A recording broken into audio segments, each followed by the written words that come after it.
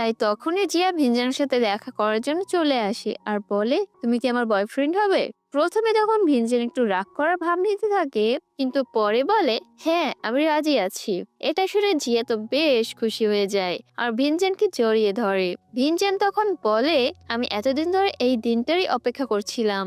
এর পরের দিন তখন সকাল সকাল দুজনেই নিজেদের প্রথম ডেটের জন্য রেডি হতে শুরু করে আর সব থেকে সুন্দর জামা পরেই রেডি হয়। এরপর ক্যাম্পাসে এসে দুজনে একসাথে কাপলের মতো হাত ধরে তখন হাঁটতে শুরু করে, কিন্তু যখনই ওদের পাশ দিয়ে কেউ যায় তখনই জিয়া নার্ভাস হয়ে নিজের হাত ছাড়িয়ে নেয়, যেটা দেখে তখন ভিনজেনের মোটেই ভালো লাগে না।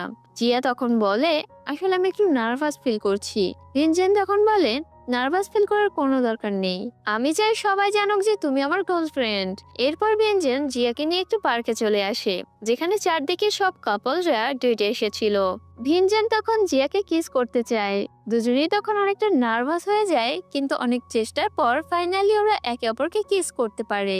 এর পরের দিন তখন জিয়ার মা আবারও জিয়াকে একেবারের জন্য ইউনিভার্সিটি থেকে নিয়ে যাওয়ার জন্য চলে আসে, কিন্তু তখন জিয়ার সব ফ্রেন্ডরা এসে জিয়ার হয়ে কথা বলে আর জিয়ার মাকে তখন বোঝানোর চেষ্টা করে।